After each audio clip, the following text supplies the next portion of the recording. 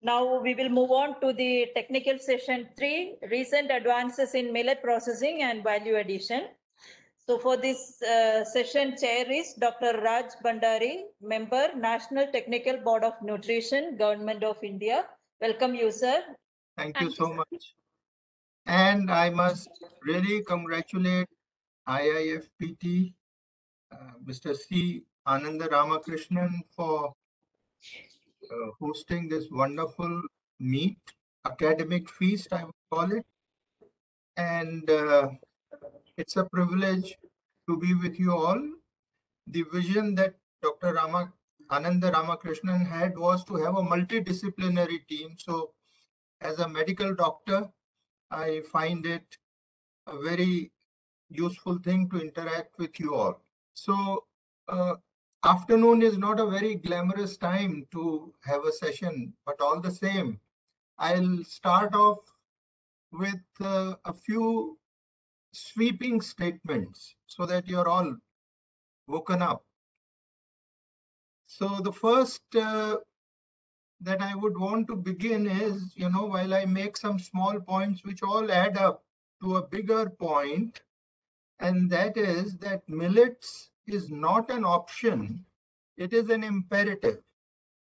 And I'll try to prove my statement in whatever manner where we can look at the functional properties and the value that millets bring to us.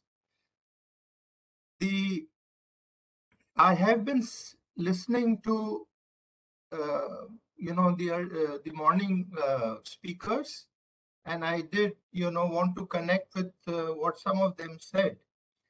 Of course, Madam Neelam Patel spoke about hidden hunger, and that is the micronutrient deficiency. So we need to build awareness around that, and this is a major issue.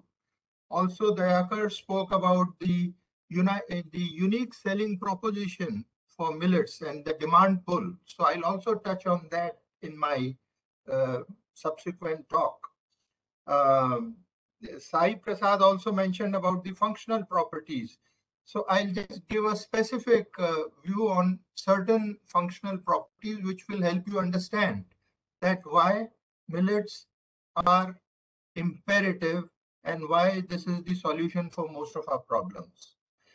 So, friends, you see, currently we are faced with a double whammy, or rather, I would say it's a triple whammy.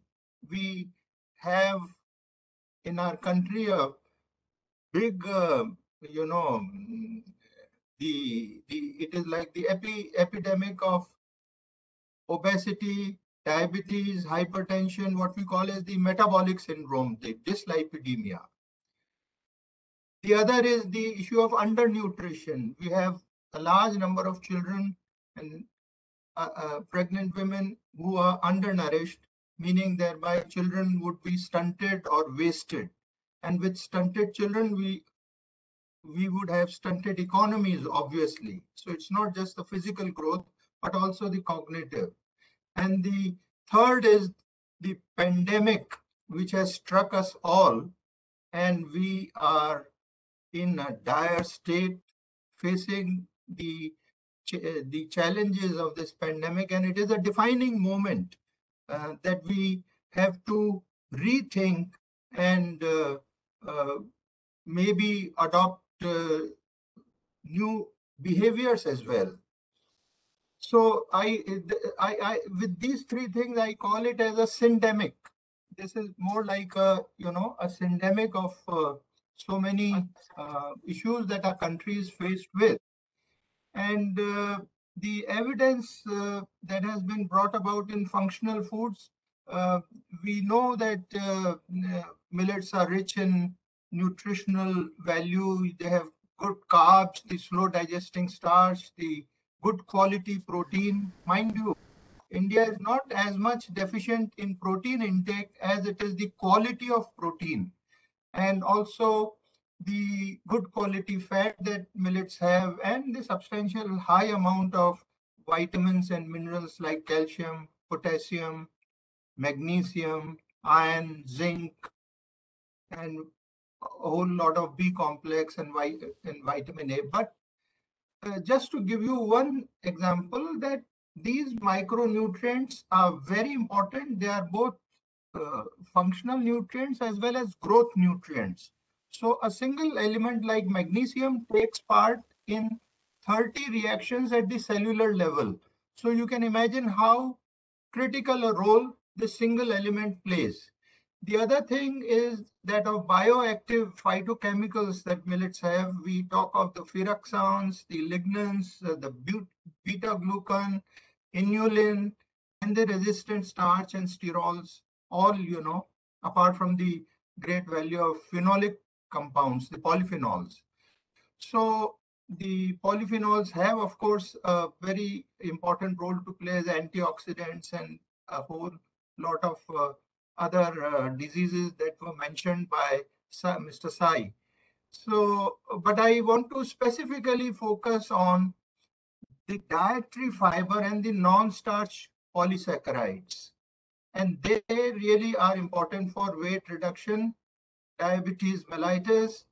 And another thing that has not come up in our conversation today is the prebiotic nature of these millets. The dietary fiber, which is both soluble and insoluble, goes undigested in the small intestine, and in the large intestine, it acts as a substrate for the bacteria which grow and ferment and produce end products like short chain fatty acids.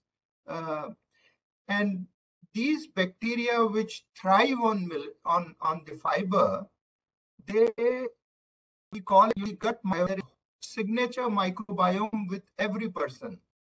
The millet influence gut microbiome, there is a whole lot of research that needs to go into this particular aspect apart from the fact that it has high nutritional value. The microbes like Lactobacillus acidophilus, Lactobacillus and the Bifidobacterium and the Rhamnosus GG, all these are microbes which play a very significant role in our gut, and we need to have a positive balance. And this is the internal ecosystem. The gut has a connection with the brain as well. So there is a gut-brain axis. The gut also regulates certain diseases. Only recently, Government of India has included non-alcoholic fatty liver disease, NAFLD, in the non-communicable diseases. And we are into trials for establishing the role of a millet diet versus a diet which is rice-based or wheat-based, and how the gut microbiota is influenced by that. So this is just to give you an idea that the liver basically is also modulated and regulated by the gut microbiome. Now, the other thing is the intersection between nutrition, agriculture, and health. This intersection I've always emphasized, and in my meetings in Niti Aayog, I always bring out this point that this is very critical. And fortunately, it is after so many years that we were able to get these wonderful grains labeled, rechristened as nutri-cereals because of the immense property that they possess. So they have a big role to play in our flagship programs of Poshan Abhiyan.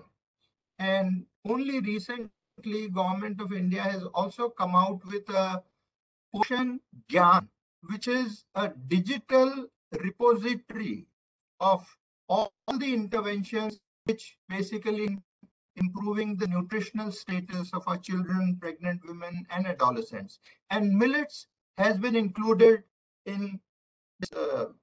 The other is the Poshan Atlas, where according to the agroecological zones, you have various millets which are grown in different parts by types and varieties, and how we could have a local circular economy where the local produce is processed locally and consumed locally. So this is another idea that I wanted to place in front of you, that we need to boost up this local consumption and the seasonal crops, which would go a long way in addressing the issue of undernutrition and malnutrition in our population. You see, if you look at the numbers, they boil down to very, very huge numbers, and you will be surprised to know, just to give you a sense, that NFHS 5, the National Family Health Survey, which the results have come in 2020 only, shows an increasing trend in anemia. So right from 2014 to 20, the anemia rates in children, pregnant women, and women of reproductive age, it has increased, which is certainly a very worrisome thing, and it is a scourge in our country. So when we are trying to become a $5 trillion economy, it doesn't augur well to have these high rates of anemia. So what Madam Neelam Patel said, that we need to address the issue of hidden hunger, the micronutrient deficiency. So I'll now come to basically get you to understand that we have to build a USP, a unique selling proposition for millets. And this USP, or a unique selling point, is one feature or a perceived benefit of a product or a process or a service which makes it unique. It makes, there is an edge over the competitors, which are the wheat and the rice. And it makes a very compelling reason why we should adopt millets and mainstream millets in our diet. So millets basically, apart from the advantages that I have enumerated, the USP, if you look at what McDonald's did, that their USP was quality, service, cleanliness, and value for money. And the tagline is, "I'm loving it." So that was the McDonald's USP. The Reckitt Benckiser, which is in health and hygiene, say it is business with purpose. Coca-Cola says it's the real thing, and buy the whole world, and so on and so forth. But way back in 80s, when we had Onida, there was a negative advertisement to really play it over, that Onida is the owner's pride and the neighbor's envy. So for millets, I feel that we should bring out things which really appeal to people and which address a social issue. And millets, like we have discussed, are smart foods. So there should be a triple bottom line of good for you, good for the planet, and good for the farmer, for all foods, where we can establish that it is not just the taste or the color of millets or what we eat, but it has to have an environmental effect, a positive effect on the environment, and also help in the better price realization for our farmer. And for that, I feel that it is the mighty millets. They really represent colors of health. Look at the variety of colors of health. There was one remark that the color of the product really matters. So I would urge you to we always look at colors, red, green, yellow, white, all these beautiful colors that millets has. So we can always play on that. And the environmental effect, that it is one planet, one health. Now it is a movement, that one health, meaning thereby the health of the planet, the health of our animals, all that, and our own health. That is one health. And this COVID pandemic has really established that we need to respect the boundaries of the animals and not transgress into those domains. Otherwise, human-animal contact could bring out these dreadful diseases. So we are moving from animal protein to plant protein, which is becoming a big industry, and I'm sure it would grow over the period of time. So the other effects like climate change, temperature, we have a 4°C rise in temperature that is predicted over a decade, which is very huge. So it is millets which will provide that sustainability. There was another commission, the Eat Lancet Commission, which the 4 pillars were healthy diet, nutrition, climate smart, and sustainable agriculture. So I think keeping in line with the sustainable development goals, our agenda has to be in tandem with the sustainable development goals. And I find millets are a very perfect fit into that overall scheme of things. So what do?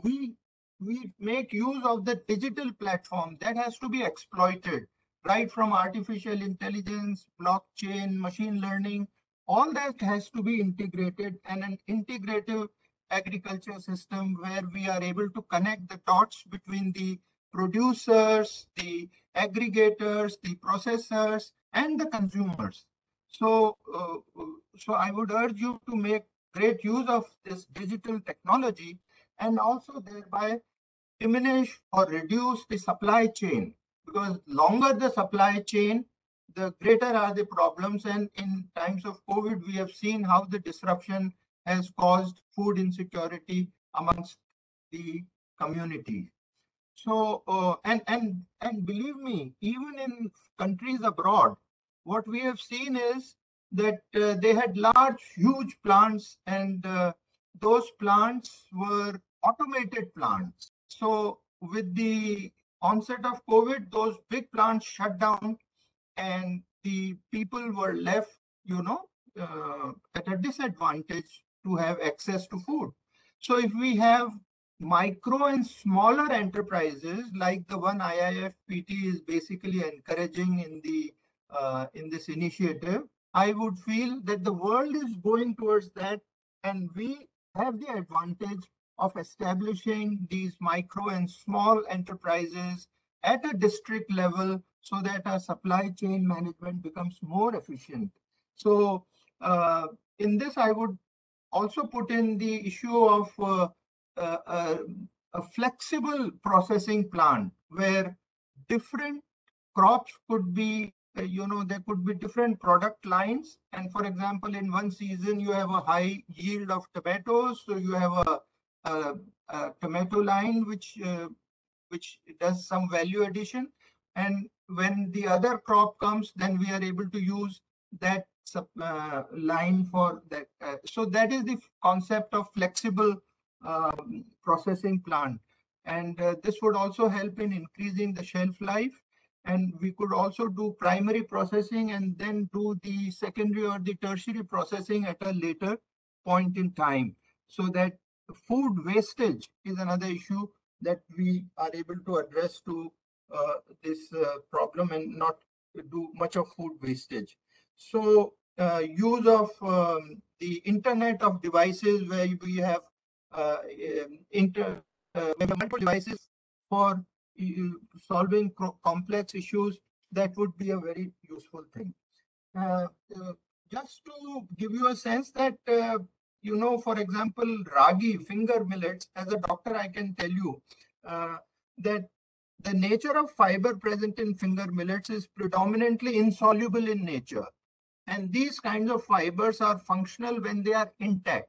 So when you grind it into a flour or, like ragi flour, then most of these fibers will get broken and they might lose that functional properties. Whereas the soluble fiber reduces the glycemic response, and we have tried this by increasing the meal viscosity and coating of the starch granules, thereby reducing the accessibility of starch for degradation. So this is the concept that we have. Now we can add more of soluble fiber, for example, debittered fenugreek, which will help in further reducing the glycemic index and having our claims validated. So the other point, that is the complementarity. Millets are rich in methionine, which is an essential amino acid, whereas pulses like chickpea and other pulses, they would be rich in lysine. So if we combine the millets with pulses and a product, which I would very much favor in our ICDS, in the midday meal, where you improve on the qualitative aspect of protein, as I said.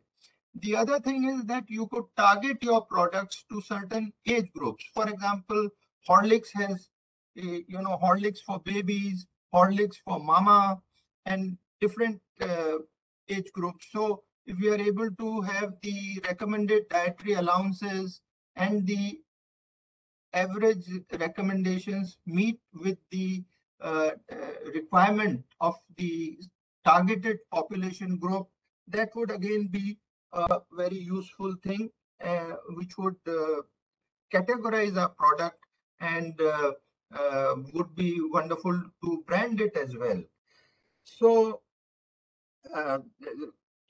we have modern techniques, use modern techniques of processing, the extrusion techniques and the malting and all, where you can improve on the qualitative aspects of protein and other things by these techniques. And the other point that I would want to touch is that it is time we basically produce healthy products, and the issue of junk food and that is a major issue which we have to learn to basically do away with, because that is causing so much of harm. You will be surprised that even drinks like Coca-Cola or all these aerated drinks, they are also junk foods. And there was a time when there was a sugar lobby which said that which put the blame of cardiac diseases on cholesterol, that cholesterol is the culprit. But now we have evidence that cholesterol is not as much a culprit as sugar. So these are lobbies, these are international lobbies, very powerful lobbies which work towards that. So here we need to be very careful that the product that we basically produce with millets has not only good taste and texture and all the organoleptic properties, but also they can serve the purpose of the good nutritional value. So I was in Helsinki, and you'll be surprised, there were fava horse beans, which were sold as exotic grain. So millets certainly has a huge potential for export as well, looking at the nutritional value. And that is why I said that it is not an option, it is an imperative. So you have to listen to science, listen to medicine, and above all, listen to your body. That becomes important. And with this, I would now request, while we are taking further, other experts also to give their opinion, and then maybe I'll be able to give some concluding remarks. Is that fine? Thank you. Thank you so much, sir. Sir, with under your chair only, we have 3 more technical sessions with us. So shall we start with the first talk? Yeah, please do. Our talk is on the topic current challenges in the millet processing industry, which has been given by Dr. Usha Dharamraj. Ma'am, I would like to invite you to provide us insights on this topic. We welcome you, ma'am. Yeah, thank you. Thank you so much. Actually, when we say the current challenges in millet industry, there are many questions that we have to that needs to be asked. Can millet be incorporated directly in all the products? And the another question is whether millets will be well accepted by the target group, and how we can explore the complete health benefits of these millets, and what are the essential modalities that need to be followed for including these millets in government schemes especially, and what are the long-term strategies to be followed. Actually, if you see the usage of millets, we can see that there a few years back there was a hype in the usage of millets. Mostly, even I can say in Karnataka, especially, people were mainly opting for millet-based products, and there was a hype. They were like all are for millet-based products, and then all are wanted to explore or make use of all these millet health benefits, but the hype didn't remain the same. And if you see now, whatever the boost it was supposed to pick it up in terms of millet economy, or it may be the millet products, it has come down. So that is the main problem is why so. Why we couldn't, we say we generally talk lot about millet products. There are we all know there is a plenty of literature available in connection with the health benefits of millets. There are many studies, and people are aware also. There is not we cannot say that people are not aware of the health benefits of millet, but still, why millets are not in the front screen? Why even if you go to any market, any super bazaar, any such kind of shops, we never find plenty of millet based products. So why so? That is another major question. And then even in spite of all government, maybe we are working closely with Odisha government, and even Karnataka government also wanted to incorporate millets, at least one or two millets in government schemes. Maybe it is a midday meal, or maybe the take home ration in Odisha, or such other schemes. But still it is not very much successful, and then there is a hesitance, like whether the target population, whether they accept millet as it is whether so easily. And if you say no, we can classify, if you go for the cereal classification, rice and wheat are major cereals, and maize, sorghum and millets we call coarse cereals, and under coarse cereals, millets, we know that is pearl millet is the major millet, then all small millets we can account. And maybe that is from finger millet, foxtail, little, proso, barnyard, kodo, and in Karnataka now brown top millet, which was making actually noise. And there is unfortunately there is not a lot of scientific literature available on brown top millet. Even CFT also not done, it is now only starting exploring this millet for its health benefits. And sometimes there's a pseudo cereals like a grain amaranth or buckwheat or quinoa, they are wrongly called as millet, but they are actually pseudo cereals. But as you know, fonio, teff and job steers are available. It is available in northeastern part of India. They are bigger in size, and they also actually classified under millets. But if you see the millets, pearl millet and finger millet, they both have naked caryopsis. That means they don't have any outer non-edible part. If you take foxtail, little, proso, barnyard, kodo, and brown top millet, they do contain a non-edible husk. So that is like similar to paddy. So what happens in paddy, we have to shell it away, and then you have to take brown rice, and the brown rice is polished, and then it is consumed. So same is the case of millets. But what happens in case of millets, this in case of even paddy also, when we dehusk any grain, if you dehusk 100 grains, not 100 grains are dehusked at a stretch, whatever may be the milling technique you use. Some of the grains, what they will be like, they remain as a husked grains only, they need to be separated. If you recall back when we were going to school, actually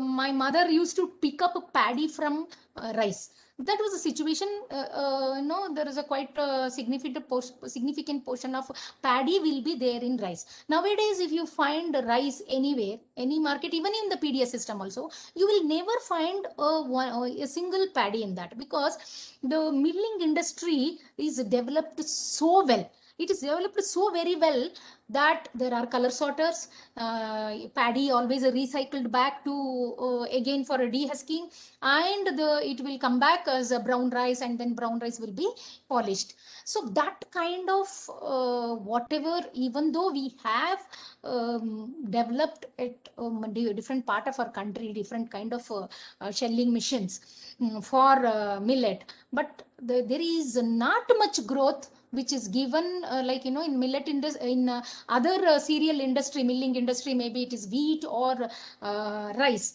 It is grown into a very nice extent, very great extent, but that much of growth is not there. So there is a lacuna.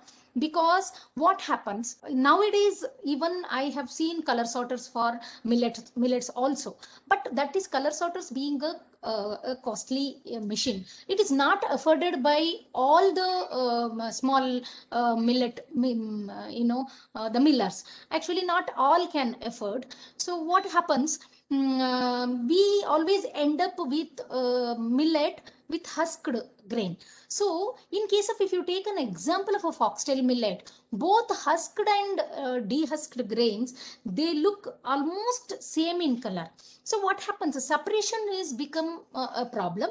And then if you go for even color sorters, again color sorters, they actually the work on the size of the grain and the color both, and they have to modify the existing color sorter. They have done it, but price cost of the machine is one factor there.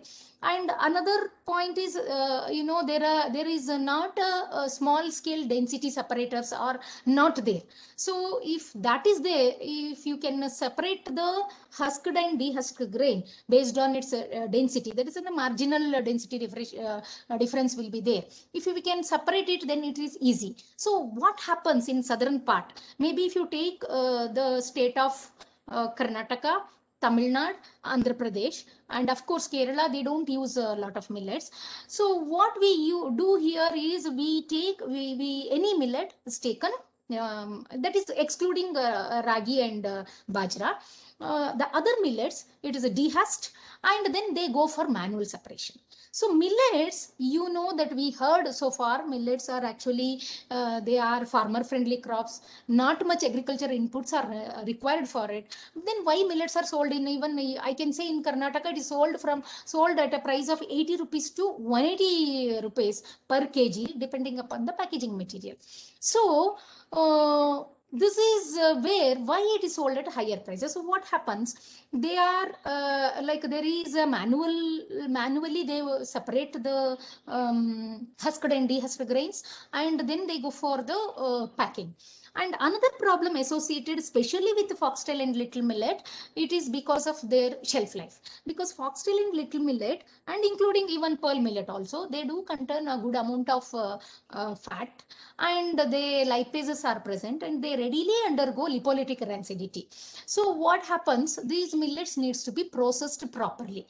And if you see the condition of north, wherein we have visited Nasik, wherein there is a mill, it is a cluster of millet mills you can find in Nasik area.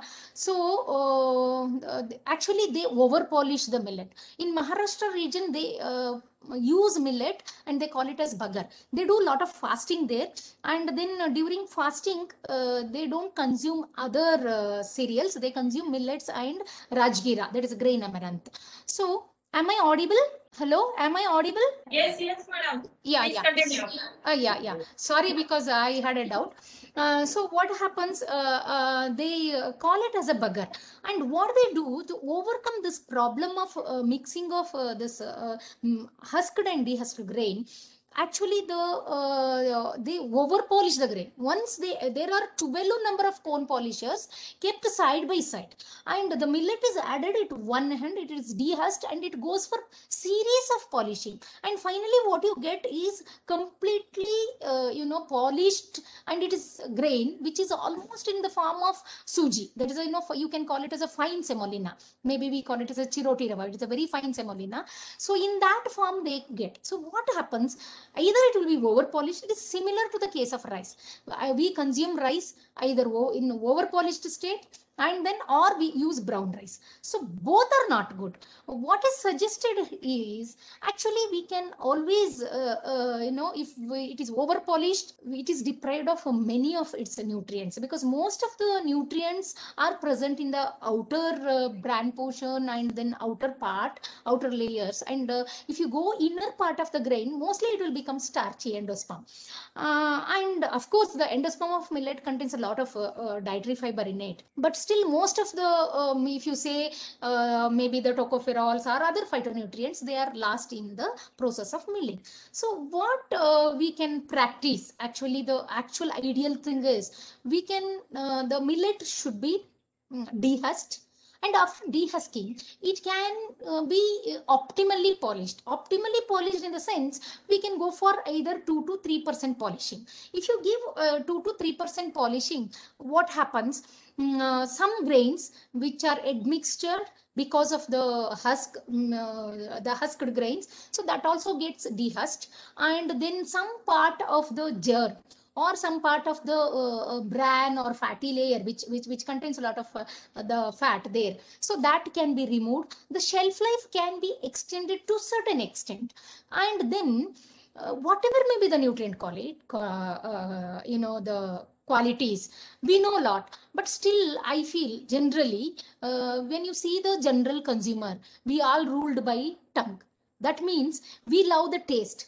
If the products from millets are not very tasty because of the presence of fiber, if it becomes very much, it always gives chewy texture, and if the texture is chewy, then it may not be accepted, because we always, that is a human tendency, we always like the tastier product, and here the competition is from the products from major cereals. And what we have to look into is the youth population, the forthcoming generation, wherein there is a challenge of making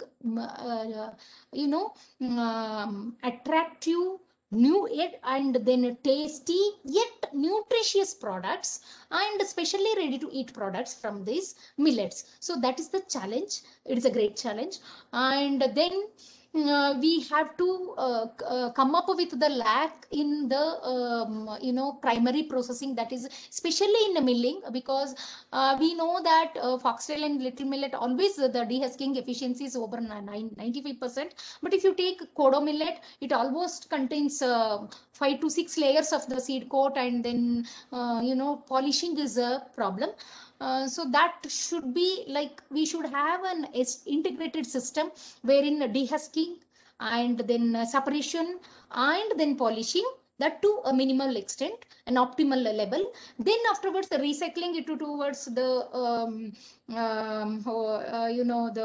the color sorter, and then or the density separator, and then again it should go to the chain. So that should be the primary processing. Whatever the we are good in destoning and removing foreign particles and all other things, but unless otherwise we come up with these challenges, which may be in practice in certain part of our country, but not in all over the millet millers throughout the country, it is not in practice. So that has to be that is an existing challenge that needs to be looked on. And then we can always parboil these millets, and the dehusking efficiency will be high, because what happens, parboiling it always I wish I could have shown you the pictures, but anyway, when you parboil, the husk will get split, so dehusking is easy, but even the shelf stability also increases. But the problem is it imparts a lot of changes in its physicochemical properties, and also the culinary properties. What I mean is the cooking properties, and even the color of the millet also becomes slightly dark. So we have to apply the suitable technologies depending upon the target population. And another problem is millets do contain a lot of phytochemicals. If you take in the case of finger millet, that is ragi, it contains an edible seed coat actually, but a lot of fiber is there. Around 19% fiber is present. So ragi is also known for calcium content. So what happens, because of the presence of this fiber, and not all the fiber in millets are not all, the total fiber, almost 85 or 90% of the fiber are insoluble form. So the insoluble fiber always hinders the bioavailability of minerals and also the protein digestibility rate. So what will happen, there is a challenge. There is a challenge of processing these millets suitably depending upon the products what we are for the target groups. So what happens if it is if a finger millet, mainly because it has got excellent germinating qualities, we can prepare a number of products for children and lactating mothers, wherein the dietary fiber content should be low. If the dietary fiber is low, what happens, whatever the calcium or the nutrient present in the millet can be easily absorbed by the beneficiary, or it can be absorbed by the body.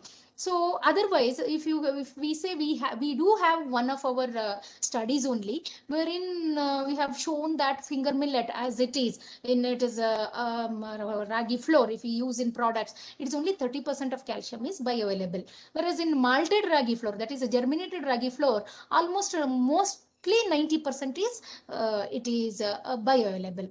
And then if we ferment, or if the ragi is decorticated, that means we are ragi is another problem with ragi is it is limited to only flour based product, because it contains so much of a friable endosperm. So eventually if you add it to any meal, in fact you cannot remove the seed coat. The seed coat is tightly adhered to the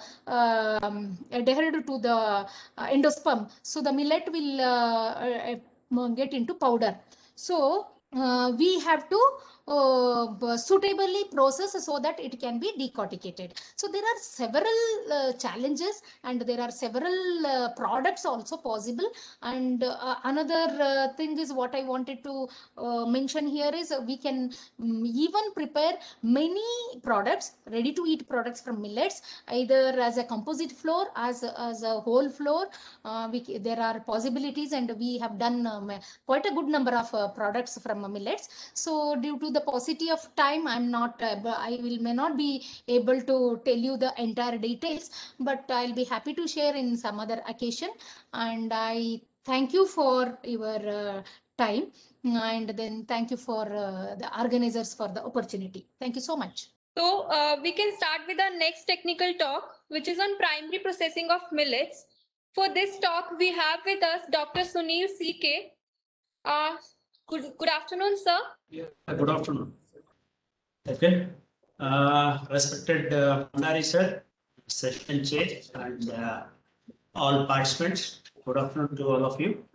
So first I'll be just giving like a revision or whatever you have seen from morning, like why we are going for millets, what are the advantages of millets. Then I'll just brief about the primary processing, what are the steps we are doing in the processing of millets. So already we know why we are promoting millets. It is like staple food in many Asian and African countries, and it is tolerant to extreme weathers. Apart from that, there are so many health benefits, like it is rich in micronutrients, minerals or vitamins. Apart from that, phytochemicals, and which has some nutraceutical properties also. I'll rush here. I don't want to waste time more on this. And millet is again, as it is defined, it is like a small seeded annual grass, which belongs to the family of Graminae. So it is also used as powder as well as for human consumption. So in a brief, why we are going for millet? So it is poor man's food, staple food, and it is easily available. It is rich in minerals. It is rich in bioactive phytochemicals. It is rich in antioxidants. And to some extent, some research papers say it is having anti-aging effect also, as well as DNA damage protected. So the major millets and minor millets, you can see just categorized. Major are pearl and sorghum. Minor, you can see all the finger millet, kodo millet, foxtail millet, proso millet, little millet, and barnyard millet. So these are some pictures like how this product looks. I think from morning, nobody has shown how these millets will be, or how the grain or the pod will be there. So these are the pictures of different types of millet: foxtail millet, your finger millet, podo millet, then proso, barnyard, or little millet. So this gives an idea at least like how the grains will be there for some people who have not seen the millets. Then the major constraints why this millet is not spread widely in production as well. Mainly thing is coarse fiber seed coat. Then there are some colored pigments, and there is some astringent flavor in cases of like simple example, you can take finger millet. Some people may not like the taste, whatever is available in the finger millet. Then poor keeping quality of the processed products. That is a main disadvantage why this widespread utilization of millets is a factor, and which is a main constraint. Then we'll go like why we have to process any product, or why we have to process this grain. Normally, we have some advantages when we go for processing, like digestibility. It improves the digestibility, like grains will be edible, or it will be easily digestible as compared with without processing. Then food safety, that is like when we are going for cooking, it inactivates all these natural toxins, or like such as trypsin inhibitor, all those things. Apart from that, bacterial growth and food spoilage can be prevented. Then it will improve the organoleptic properties of the product. That is, it will improve the appearance, taste, or texture of the foods as per the consumer requirement, you can say. Then convenience, like ready to eat, to meet the consumer demand for quick and easy meal solutions. Then it will help in maximizing their nutritional values. Then profitability, that is when we are going for processed products, there will be some additional profit as compared with the unprocessed product. Then it will be meeting the demand for pre-processed and convenience food. So these are some steps why we go for processing. Then I'll come to like what are the major challenges in processing of these millets. The main disadvantages, normally the processing steps, or whatever the unit operations we follow in the millets, it will be similar to like the cereals. So as they are single grain, that is monocotyledons, and the main disadvantage will be like, or the challenges will be, as compared with the cereals, these grains will be like small sized. Like if you see all the millets, all of them are small sized, and they are very difficult to handle when you are going for the processing activity. And apart from that, another major challenge is variations in the raw materials due to variation in varieties, or like cultivation practices, or like whatever you can say, like climatic zones, or weather conditions across the production regions. As already told by different presenters, the mainly production is varying with the different areas, and even the varieties what they are producing, it will vary. So the raw material what we are going for processing, there will be variation in the raw material. That is one more challenge. And as already I told, the main challenge is low shelf life of the processed rice. Means it is the head rice, that is grain, and due to the pest infestation and rancidity. This is one major challenge which has to be focused, when you are going for the processing. So during storage, there is a problem of rancidity after processing, as well as pest infestation. So with this, we'll go to like what are the unit operations we normally follow in millet processing. So after harvesting, we are going for drying of the heads. After drying of the heads, we go for threshing or winnowing. So once you are separating the grains from the pod or head, then you are winnowing that, and we are separating the grains. So if you want, you can add like a storage before going for the further processing steps. Or after threshing and winnowing, you can directly go for decortication or dehulling. That is removal of husk, you can say. If you want, you can go for a polishing, one more level of polishing, where the grain can be polished or bran can be separated. After this, milling is like for different flour or byproducts. Flour can be made, and any other byproducts where you can go for value added products. These are the major unit operations. So with this unit operations, I'll show with a flow chart like what will be the unit operations.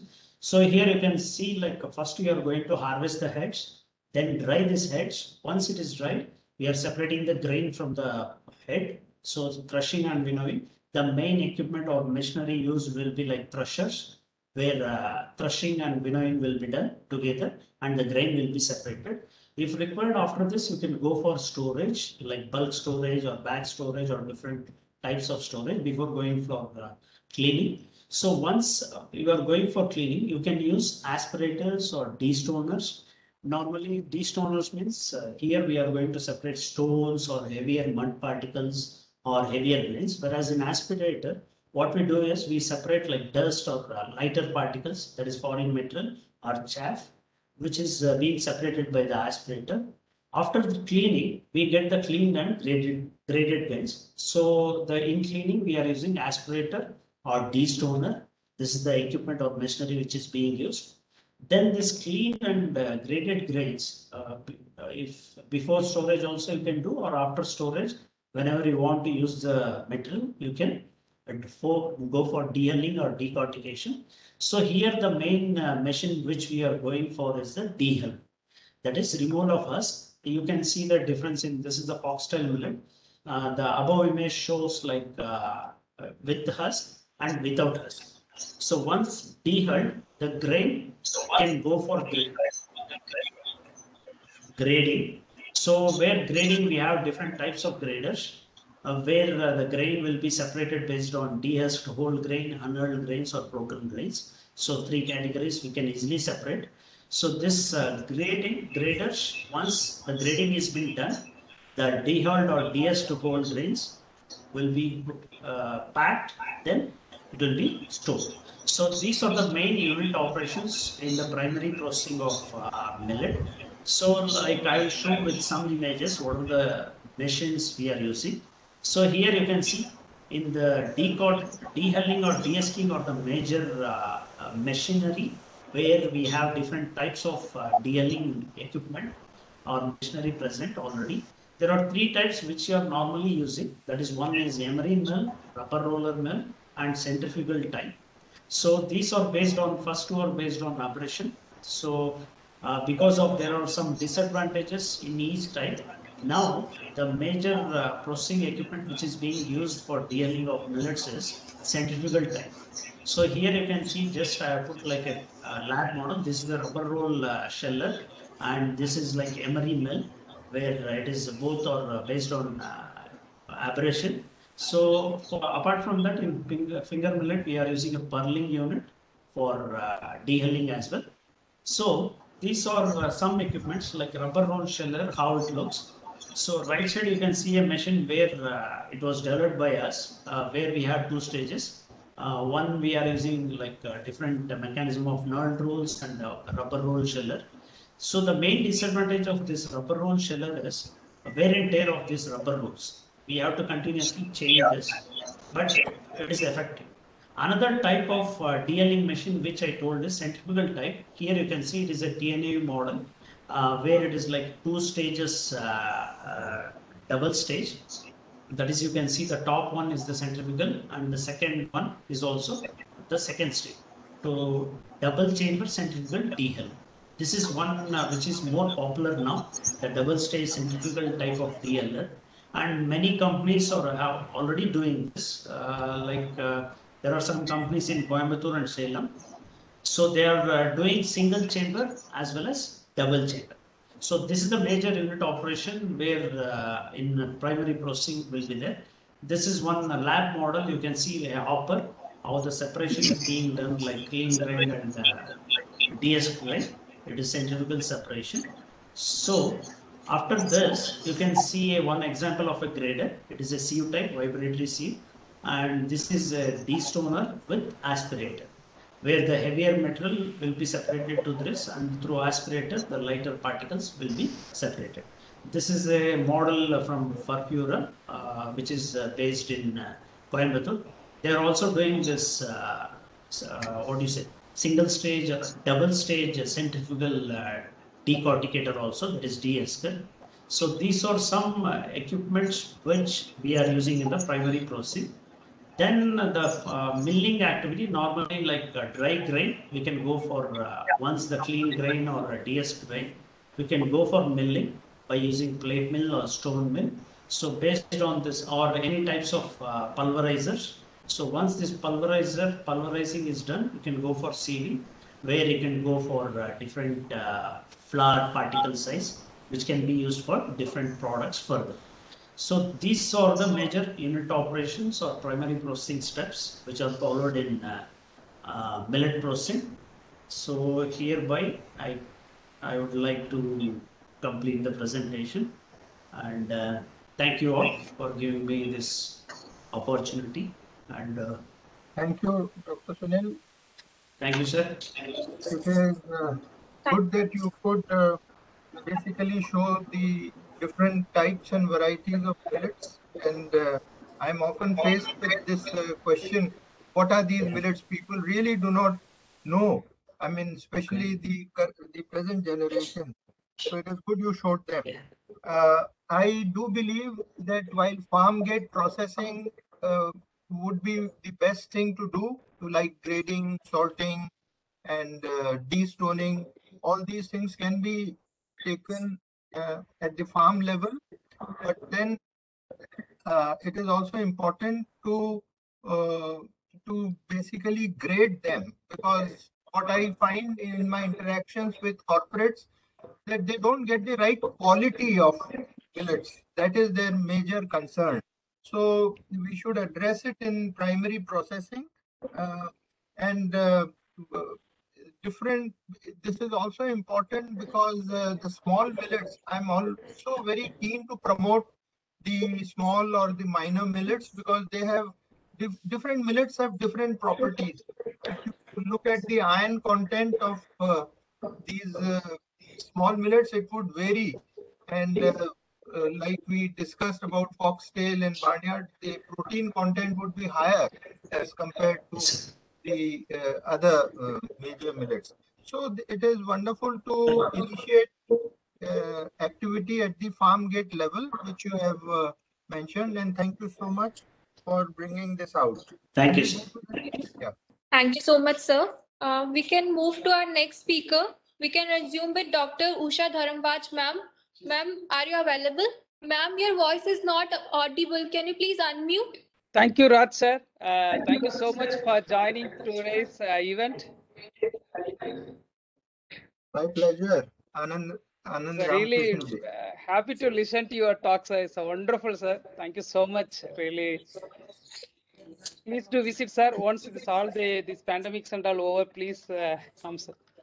I will certainly, also involve your organization into some of the research, clinical research as well. Yes, sir. We have started GI studies on the different millets and the different processing impact on the GI of millets, and we have the setup of artificial human digestive system, including the oral, stomach, and intestine, how the food particles is absorbed in the human intestinal. So there already we have done for the rice and other commodities. Rice extensively we have studied. Now we are moving into the millets. So that will be helpful. Maybe we have the separate meeting and we can think about it. So we wanted to brand once, we wanted to go for low GI. Yeah, absolutely. This is a very perplexing problem, because ragi flakes would have a higher GI compared to ragi vermicelli and pasta. So Yes, sir. with the extrusion process, we are able to lower. And as I said, if we add some soluble fiber to it, then with debittered, fenugreek, maybe the GI could be further lowered. Yes, So that's what we wanted to study, the how that breakdown takes place in the oral itself, because that how much amount of that amylase in the oral behavior, that along with the disintegration kinetics during the digestion process, that and then intestinal. So all three we are correlating, and already we developed our own GI calculation model compared to whatever the Goni et al. And other models are available. We reduce the steps. So enzymes and other whatever we adding into the existing method, we yeah, normalize things. I'm sure it would be interesting. And let me just point out, now we have continuous blood glucose monitoring. Yes, So those equipment are also available, where we see, because the lower glycemic response, so the postprandial glucose will be lower with use of millets.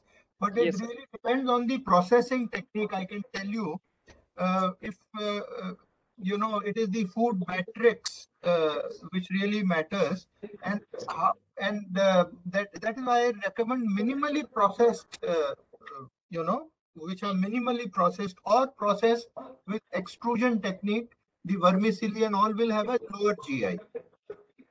Really, sir, because there only we stuck. Actually, we moved very well. Suddenly, this is the ragi and other some of the millets has the high GI energy and other things. So we stuck some point. So we need to work out what you suggested. Maybe the processing condition, changing the new products. So that will again help us to move on to that direction as well, sir. Thank you, sir. Thank you so much. Really pleasure to listen to you, sir. Proceeding with the next technical talk on value addition of millets, including fermented millet products, we have with us Dr. V. Hema. We welcome you, ma'am. Thank you. In this sessions, we are going to discuss in detail about the value addition of millet and its product. As you well know, it's a challenge of delivering the food with the greatest palatability with functionality. For that solutions, we have the tiny miracle millet. It gives the solution for that, because as you well know, so that India declares this miracle millet as a nutri cereals because it has the n amount of powerful nutrition and its functionality. So that that green revolution, it moves to millet revolution, because now we are recognized both that nutritional property and as well the climatic smart properties. Millet we considered as a miracle food. So why millet value additions? You see that market growth, it stood up, growth rate was mere more than 17%. It reached more than 751 million. That projected rate, it was indicated the growth rate was enormous in millet market, especially the functional market by using of utilization of this millet as a power food.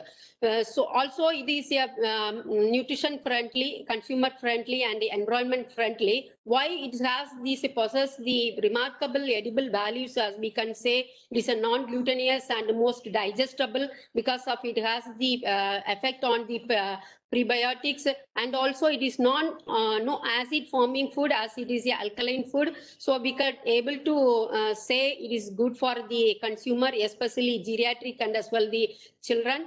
And also it is a least allergenic effect, so that we could able to recommend for the non-glutinous food, and also ease of processing. We can consider the millet as a food vehicle for the safety of nutritional safety, as well the food safety. Next. So that when you talk about the functionality and the nutritional properties, that millet, it has this good source of fatty acids and essential amino acids, and as well this nutritional powerhouse of micronutrients, especially when we compare with fine cereals. So you can see in that table values that micronutrients is huge higher when we compare with other say stable grains like maize and wheat and rice. Similarly, the fatty acids profile also it is quite good, and comparatively amino acids, especially cysteine and methionine, it was quite good in the millet. So we could say it is a nutritional powerhouse. And the functional properties, when we compare with the other stable grains, so normally that millet is a ancient grains, is even though that the consumption rate was quite reduced, because nowadays it's pick up more importance, because it has the nutritional highest source of nutrients when we compare with other stable grains like rice and wheat. So that especially the protein content was quite higher, more than 2 times more than the milk. And when we compare with rice and wheat, it has more than 40 times it is higher in finger millet. And similarly, when we compare with wheat also, it was quite high. And similar another advantage, we have the versatile source of the millet. Different varieties of millet, it has the different nutritional value, and especially the PL millet, we can see the riboflavin and folic acid is more than 5 times rather than the rice, and the more than 9 times iron content rather than the wheat and rice. So comparatively, we have the we can have the balanced nutrients. We can affordable to get the all the variety of the millets. especially finger millets and small millets, and the we can say that major millet also we have the nutrients. And even though that when we talk about the magnesiums and the other niacin content also, it's quite highest in proso millet, higher rather than the rice and wheat. So that functional properties, the success of the food business, it is a key tools, like we can say 3T. The 3T, the first T, it indicate the textural properties, that is given the appeal to the consumer whenever they try to buy or identify the food for the selection. So the textural properties indicate this good acceptance by the consumer. In terms of functional property, like each millet, it has the specific functional properties. Specifically, we can say that water absorption capacity and water solubility index and viscosity is quite high, because of it has the architectural structure that indicate the polygonal and spherical structure of this millet. It given the good functional properties. So we can say we can say that functional not only the nutritional properties as well as the functional properties also quite good in this millet. And second important key success of the business, that two is taste. The palatability is quite given the more acceptance, and given it is increasing the preference by the consumer. That distribution of millet in Indian cuisine from north to east, east to south, you can see that n number of traditional food like mude and this kali and this type of traditional foods, it's very popular. So regional wise also we could say some specific traditional millet foods like rab and khichdi and roti and rabdi. These type of foods are specific in Rajasthan, and South India also in millet based idli and dosa becoming a good market. So the third thing indicate that therapeutic value. So the therapeutic value in terms of the healthy colon, and it has the lot of digest insoluble and soluble fiber, and indicate it is good for the health of all our health issues. At present situation, it is the time to millet revolution, because we are working on this war-like situations. Health and wellness. Health is an important wealth for our nation, and also global growth also indicator. So that these three T, the therapeutic and texture and the taste properties, quite good in millet. So we can take the millet as a good vehicle for the commercialization of food. And also the versatile variety of the millet, like little millet, foxtail millet, kodo, barnyard, sorghum. Each millet, it has the special functionality and the nutritional property, as we have seen in a previous slide. So among these major varieties of millet, those millets, it has suitability for the development of millet rice in terms of millet processing for a primary level. So we could able to process in the form of millet rice. Further it can be processed into dehusked unpolished rice and semi-polished rice and parboiled rice, and also if that rice grain into flour, we can process in the milling industry stage. So further this that milled millet flour, further it can also be processed as a atta and the multi-millet flour for the processing of the roti and kakra type of products. So these are the primary products are very popular, followed by these non-conventional and conventional products we are going to discuss in detail in further presentations. The conventional products, when we talk about this millet product, as we seen that milling industry, when you process the grains, we could able to produce in the different fractions of millet. From that we could able to produce the parboiled, unboiled and polished and dehusked rice. Further it can be fractionated and we can process into the semolina and rava, and also different fractions of flour can be used for the further applications. So the primary product products further application with a futuristic approach, like our traditional own food products, it should be converted into convenient and ready to food products. So you can see that growth rate of the ready to eat and ready to cook products, it's more than 600 million tons. That growth rate was indicated. So that good market commercially. So it can be possible our own traditional snack food based on millet, it can be processed into convenient ready to eat savories and namkeen, and also that popped and parched flaked millets also can be processed into puffed cake and the further cereal balls. So that futuristic approach will help us become a good startup in millet sector. And so also this some few examples like that puffed kind of millets, it can be processed into steam form and baked and fried form. We can make it as a snack bite, and also that extraction of the millet also further it can be processed into flavored milk and frozen dessert like kulfi and fermented food like dahi, and then millet extract of the millets further it can be processed into soup. The starch further can be processed into edible film, and that film can be used in the soup broth. And also that very popular refreshing and crunching drinks like lacto acid fermented millet, further it can be processed into the beverage. So this detailed process we will discuss in further. So when you process the flaked, popped and puffed millet, it can be processed into different unfermented and fermented condition. For the processing of flaked millet, conventionally it will be followed by the conditioning and tempering. It will be processed into roasting and the flattening. So that flakes further, we can see that in IIFPT we conducted the expanded flakes and as well the flattened flake. So and comparatively it's quite higher micronutrients, especially zinc and calcium was quite good in the millet. So also that the value indicated the high water absorption and oil absorption capacity to indicate this. It is good for the further application. So puffed, flaked and popped millets is our own traditional snack food. Further, it can be processed as a convenient food like puffed cake, and the cereal bars can be processed. Next, please. So further, it can be processed as a by cold process techniques. It can be processed as a breakfast cereals.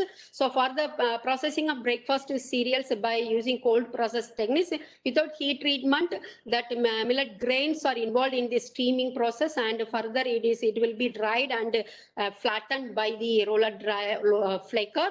Instead of edge roller, we can use for this cold press process. So further, these flakes instead of steaming, it can also be fermented grains also further can be applied with the steaming, and we can flatten for the flaking of the cereals.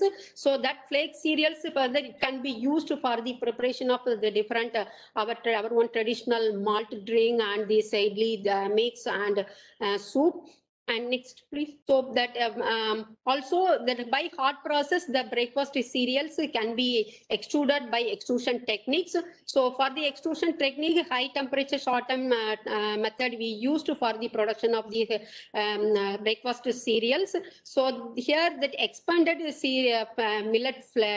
further it can be processed into different form.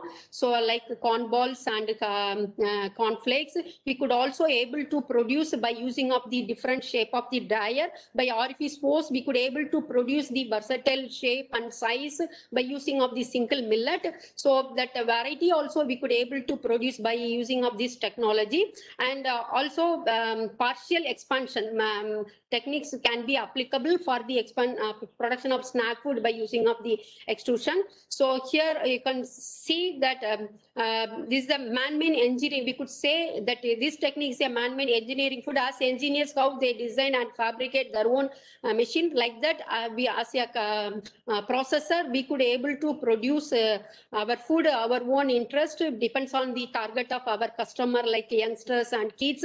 We could able to produce in different form according that target age group nutritional recommendation. We could able to formulate this mix, and we could able to produce this snack bite by using of this hot process technique. So that why these breakfast cereals is quite important. happens that double the times all the global market rate, it indicated the demand of the breakfast cereals is quite high. And also we can say that breakfast cereals, it will be it will be a boost of energy for the breaking the fast that indicate. So after the overnight fasting, we used to consume a first day meal, so it gives a boost of energy. That energy could be able to produce from the our millet breakfast cereal. So by using of this extrusion technique, we could also able to produce second and third generation extrusion product. That means that pellet and collates kind of ready to cook products and direct expanded ready to eat product also can be produced by using of this millet. So that ready to eat and ready to cook flaked products, further it can be processed into cereal bar, and it can be processed into poha and porridge and chivda and murmura, popped and gun popping and oven popping method. We could able to produce the murmura, and further combination with fruits and nuts, we could able to produce these cereals in terms of muesli and flaked bar, and healthy mix also can be produced. These are the value addition could be able to made out of this expanded millet and as well the flaked millet. We can see commercially that cornflakes which is available in the market, the cornflakes is a stable grain for this South American. So that and wheat is a stable grain for the North American. Both grains is playing major role in our commercial manufacturing food industry. So because that versatile variety of the food items is commercially available, but in our millet, even though it has the nutritional power, because there is a lack of the availability of the versatile products, so that could be able to cut short with the production of the millet food with this extrusion and the advanced technique. And also we could able to produce ready to cook form kind of pasta product also can be able to produce out of this. This is an expanded extruded product. So this product also further as per the FSSAI standard, and cooked pasta and processed and different direct pasta can be produced by using of the cutter. It can also be produced stuffed pasta and long and short pasta like macaroni and spaghetti and fusilli and penne. These type of sorted also can be produced, and decorative kind of pastas also can be produced, and analog like rice and dal analog miniature pasta also can be in the form of oriza, and startini and tartini type of pasta also can be produced. So already that big players are there in our market. So even the startup also can able to produce this type of a product, because it is these extruded products are becoming more demand in market commercially because of the nutritious and long shelf life, and water activity and moisture content is quite low. So we could able to handle properly. It is convenient for the customer.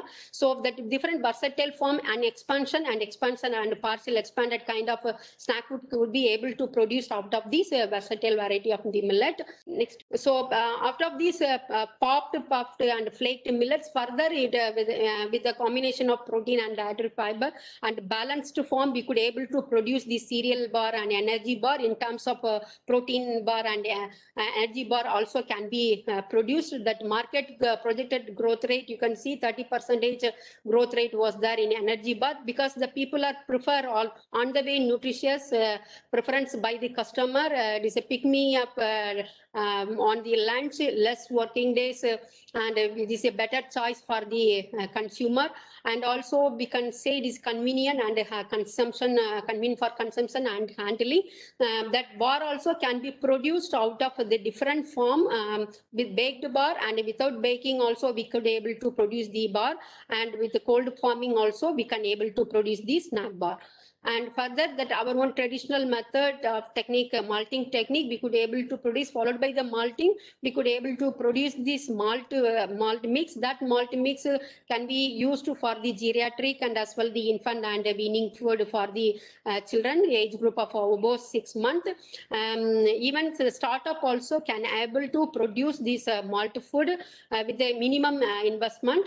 Next, please. So that malted grains, you can see that n number of nutritional benefit because of malting, because we can able to reduce the anti-nutritional factors as well the GABA amino butyric acid, which is an important amino acids profile, will help us to improve the memory power and relief of stress. That can be as a good health food for this consumer, and also it has the good in bioavailability of nutrients, especially amino acids and other protein, and also low risk of allergy. So it will be good for the infant and the geriatric persons who all are allergic pathetic, so we can supplement this food. And further, this milk extracted from the millet milk analog, you can see that after extraction of this millet milk analog, it was quite good in protein and as well the other minerals, especially calcium and zinc was quite higher when compared with other plant milk. Nowadays, the plant milk and vegan milk becoming good market. So commercially, that rice milk and almond milk is playing, soy milk is playing major role. But that millet milk is our own traditional drink. Even that infants from Mali to Mumbai, all the mothers, they used to feed their infant that millet milk for their growth and the development. So that traditional habit should be commercialized and industrialized. That the R&D report also indicated it has the good functional and nutritional property. So you can see, compared with this, that milk with other dairy milk and coconut milk, quite the nutrition was quite high, and the all the temperature study also we made at high temperature and lower process temperature like chilling and freezing and pasteurization temperature. That nutritional stability was quite good when compared with coconut milk and other dairy milk. So that millet milk also it's a good choice for this good startup. And further, that extracted milk and milk powder can be used for the production of the dairy ice cream, non-dairy ice cream. So that 100% replacement of the dairy milk with millet milk, it is a additional advantage of micronutrient and as well the other functional component, because approximately 65% of the populations are reduced ability to digest lactose after infancy. So this is a good choice for the people who all are preferring healthy food snack bite. And also that recent studies conducted by US universities indicated that morning if you consume chocolate and ice cream, it given the more energy the whole day. So this is the becoming this quite highly palatable and acceptable by the people,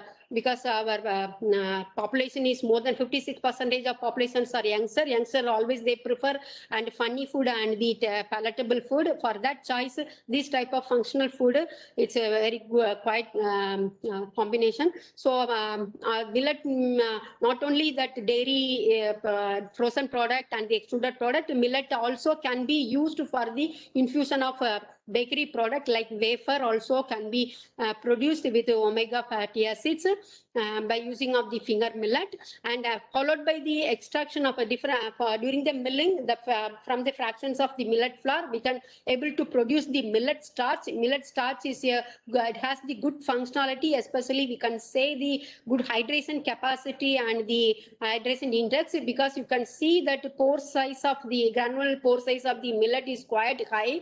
So it will given the good functionality for this hydrolyzation of enzymes during processing. So the millet starch for the replacements of cornstarch wherever we are using, it is has the good functionality for the production of our snack food industry. Next, please. So that also can be used further for the production of edible film. As you well know that eco-friendly packaging materials, by using of this edible film, it will be a good option for the wrapping and consuming the food with millet edible film. It also has the highest amount of antioxidants, more than 70% of antioxidants efficiency will be there in that millet edible film. So that also will be a good option for as a functional food, and also a good option for the eco-friendly packaging. For the soup pack and the noodle spice pack, we can replace with this edible film.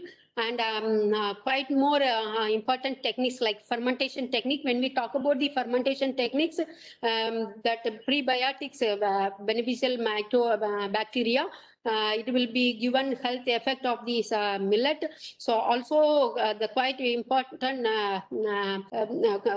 that the points should be recorded. So by fermentation techniques, we could also reduce the anti-nutrients and also increase the bioavailability and accessibility of the nutrients, so that each millet, most of the Asian and European countries, they used to have a lot of functional food like cocoa, fura, and mankali, uji, and these type of the fermented foods are quite popular in African and Eastern country. So these fermented foods are also developed by using of these growth of beneficial bacteria like lactobacillus fermentum and the lactobacillus sativum. So with the proportion of 1:2% due to the growth rate of this beneficial bacteria, this fermented traditional products become as a functional food. We could these traditional techniques further we can use for the production of fermented drink like beverages. So that fermented beverages, we can say lactic acid fermented beverages like kvass with a different flavor like fruit flavor, caramel, and malt oat flavor. We could able to produce these lacto fermented millet beverages. It was processed by using of these millet bread. Normally, so that millet bread further it will be massing by using of these infusion and decoctions techniques. We can able to produce this kvass. This is an energetic and non-alcoholic drink because it has the lowest percentage of alcohol, less than 0.5%. So this kvass is becoming a good market. You can see that most popular another lacto fermented millet drinks, bilbil and Bito and Bompo. These type of fermented drinks are testimony for this lacto fermented millet drink. It was processed with malted grains, and also it can be processed without unmalted grains. Also can be used by massing technique like decoctions and infusion techniques. The grist mixing, it will allow for extraction of the beneficial components from the millet, and it also reduce the anti-nutritional factors. This effervescence and fizziness drinks is becoming good market, and it's very popular in the our domestic market and as well the global market. And the fermentation technique by using the fermented technique for the development of millet dahi analog, it was quite interesting product.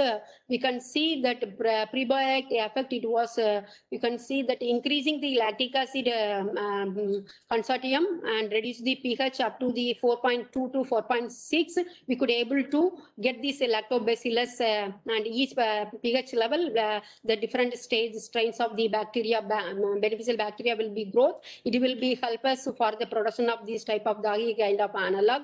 So that growth rate was also quite enormous during the stage of first 5 to 10 hours. So up to this 6 hour fermentation, we could able to produce this analog from the millet milk. So further it can also be storable at the refrigeration condition like dairy yogurt. So the further this fermented and this malted millet flour also can be used for the production of supplementary food. Out of this, instead of extrusion technique, by compression molding technique, we could able to produce a high antioxidant, high protein rich immunoeffective component supplementary food can be produced by compression technique. It also have the good in amino acids profile. And our one South Indian traditional food like idli mix and dosa mix also can be produced. It was succeeded, and the technology also transferred to some of the industry. Next, it also indicated the gluten-free and the least allergic, and this most popular our millet papad also can be processed into papad, and also it can be processed in terms of tortillas. The tortillas will be produced out of the whole grain mashed with alkaline solution, and further it will be sheeted and the conditioned with this by pressing. We could able to produce these tortillas instead of wheat and maize tortillas. We could able to produce this millet. So this functionality and this nutritional profile of the millet, we could say we have the good industrial scope for the all the value added product, since you can see that the traditional and authenticate food market, when we compare with the grocery market, the world's sixth largest market in our Indian market, more than 70% of the contributions given contributors in our Indian exporters. Also indicated the kakra kind of this traditional food industry. You can see only this Rajkot city itself, more than 200 manufacturers, small scalers, they are producing this kakra, and they are exporting to the different Western countries. And the retail market also indicated it will be reach expected growth rate 894 million 2020. So that business idea should have the each startup recent advancement in convenient food, organic food, and ethnic food with a futuristic approach. You could be able to produce the versatile functional food. So you can have a good bright future in food sector as a millet as a functional food, because that government policies also will help us, and changing lifestyle pattern, the people more are accessible. Even in the rural area, we have the n number of branded products. These all the technology also successfully transferred from industries. They are also successfully running the millet sectors. So all of you invest healthy, invest smart towards the healthy world. So because that if you are invest $1 for the functional food, it will be increase the productivity and as well the reduce the illness during this pandemic situations. That responsibility of the responsibility is in our hand. It is our responsibility as a researcher, scientist, and manufacturer, farmer, self-help group, and the public. Each one we should have the responsibility to become a world good for health and good for the planet. Thank you. So now we'll move ahead with the next technical talk, which is on recent packaging technologies for millet and millet-based products. For this talk, we have with us Dr. S. Anand Kumar. We welcome you, sir. Good evening, Shruti. Thank you very much for the nice introduction. The last session, I think we are going to cover recent packaging technologies for millet and millet products. So far we have seen what are the basic millets and what are the types of product we can make it out from the millet. But at the end, once you develop the product, before selling your product in the market, you should adapt or you should choose a proper packaging material for your product, because that packaging material which will support to extend the shelf life of your product, so that you can judge either you want to sell your product within a 1 month period or 2 months, or you want to extend it for 1 year. So there are different types of packaging materials are available according to the cost of the product as well as characteristics nature of the product. So in such a case, what are the types of packaging materials or packaging techniques which will be used for millets and millet product, that we can see. So here when we talk about the packaging, mainly the packaging, it has 4 functions, that is containment, protection, communication, and utility of performance. So whenever you take any food items, your packaging material, either it will be enwrap or enclose those products, that will protect your food items from different environmental factors, because our environmental, which has different parameters like oxygen, moisture, even biological factors. If you take some rodents or insects, many parameters will be there. So these things which will affect our product quality. So when you select a proper packaging, your product which will be protected from these parameters. And also nowadays, the peoples are more health conscious in selecting the food items. In such a case, that proper communication, the nutritive value of your product, how to prepare the product at home, otherwise how long you can store it, that expiry date, manufacturing date, all these things, the people, when you see any consumer, when they are selecting the product in the market, so they will see all these parameters in the labels. So in such a case, it has a very good communication tool, the packaging material it has. And also that nowadays that ready to eat, ready to cook food items are there. And also the resealable pouches are coming in the market.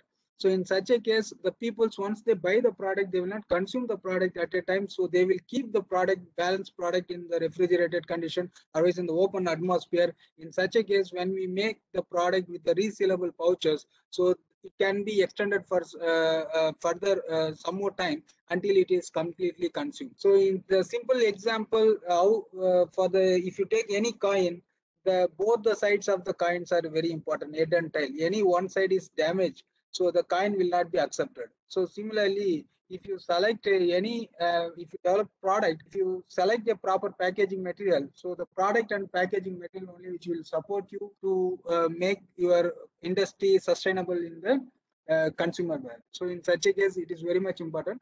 Considering that the factors which will affect the millet, so normally if you take that millet, it has the higher amount of protein, for example, 10%, 12% proteins are there, even it has that fat content. So in such a case, when compared to other cereals, it will be easily affected by the insects and other biochemical changes. So the factor which will affect that millet quality, we can say the physical factors, particularly temperature, humidity, chemical factors, physiological factor, even the respiration rate, that the quantity of oxygen consumed and the releasing of that carbon dioxide by the particular millet product.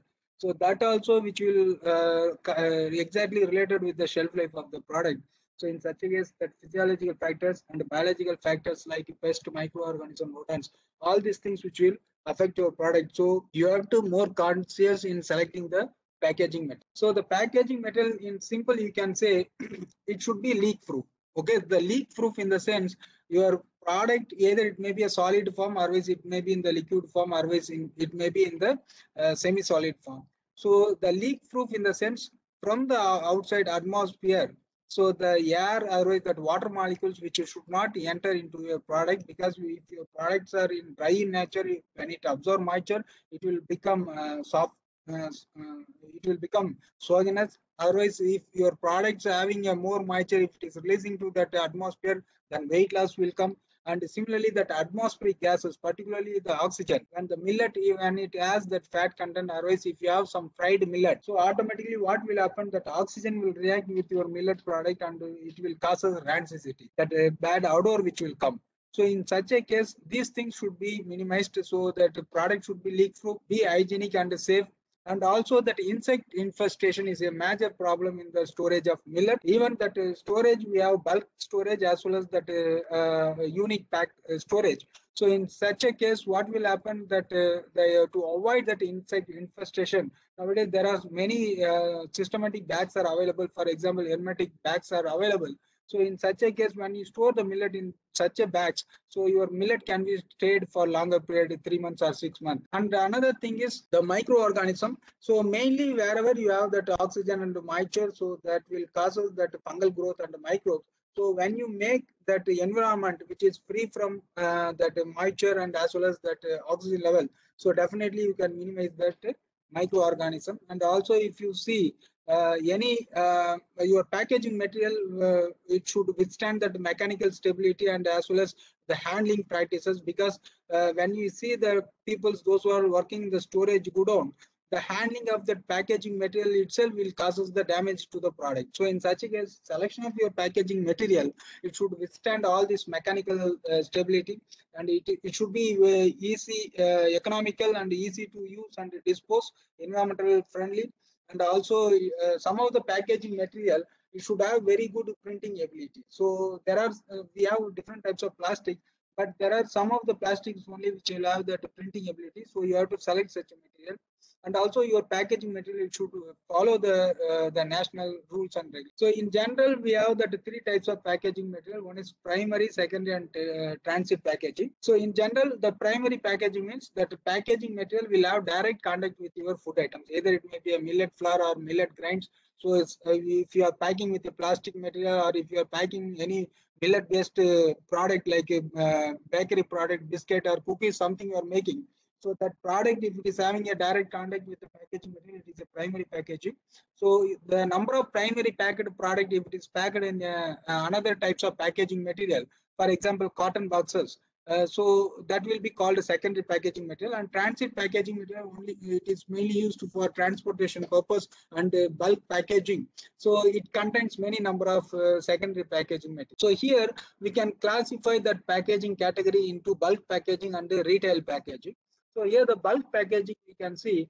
So normally the millets are available in bulk quantity. The bags what we are using, it is starting from 25 kg to 50 kg bags are available.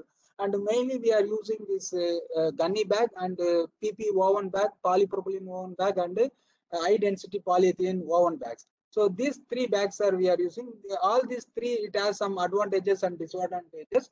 Normally, when we talk about that gunny bag, we are not getting a food grade gunny bag in our market, because these food grade gunny bags are very cost effective. And also, if you see the advantage, so it will be UV protected, so it will not be affected by UV rays, and also that printing will be the problem. That is the disadvantage. And advantage is it can have very good mechanical strength and it can hold the material.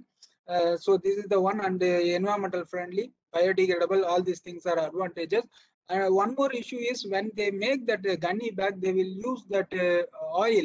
So that oil for the uniform fiber making process, they will use that oil that will make that hydrocarbon smells. So these things which will cause us some of the quality changes in the millet during the storage. That is why that many people now they are using that PP woven bag or high density polyethylene woven bags, particularly in the storage area. And also when we see the stacking arrangement, that gunny bag, it has a very good stacking arrangement, but the plastic bags which will not have that very good stacking arrangement due to the slippery.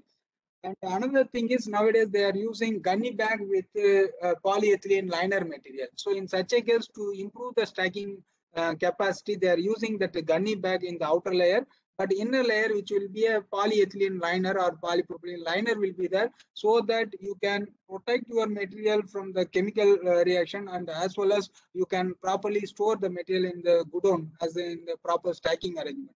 So like that, multi-layer materials are available. Even that paper-based liner material also available for the smaller capacity, 10 kg, 15 kg, even 25 kg materials are available.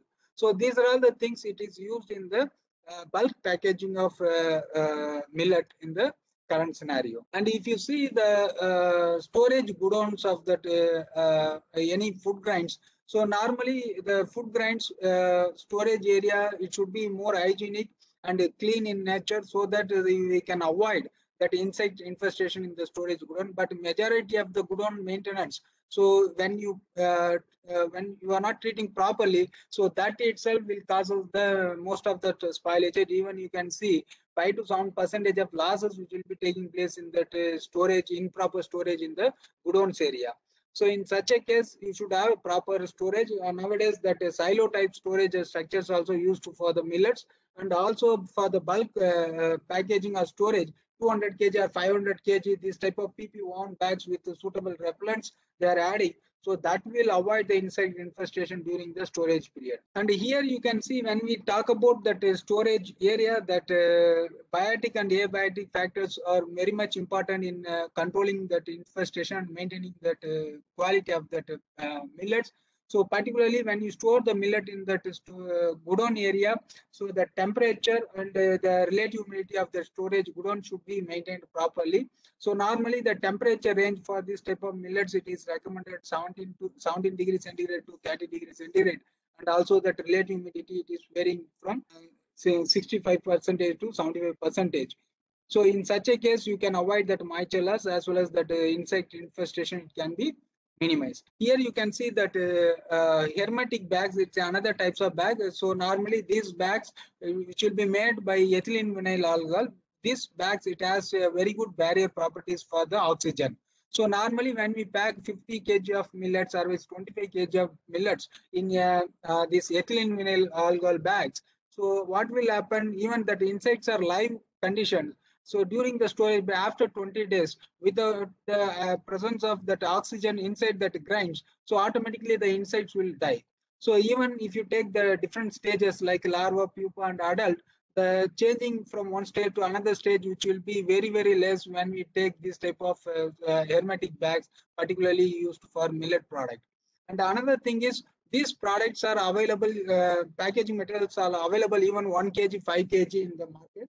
So in such a case, you can select this type of ethylene mineral algal bags for storing of the millets for the 3 months or 6 months storage period. And when we talk about the processed food items, we have different kinds of packaging material. We are using glass, plastic material, metal cans, and cartons, that paper board, that we can see one by one. So here we can see the plastic films. Normally, when we talk about the food packaging applications, what is the packaging material we are producing in India? In that 40 to 50% of the packaging material, plastics, which is used for packing of food items.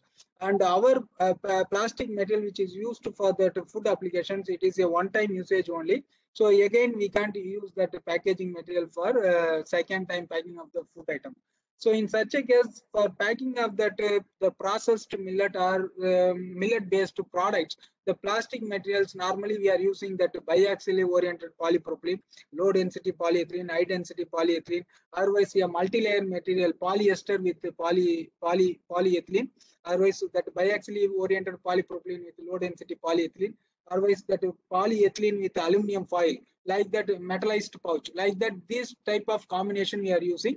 So this combination also depending upon your the product characteristics. For example, if you want very good barrier property of that gases and moisture, you can go for that metallized pouches like aluminum coated polyethylene.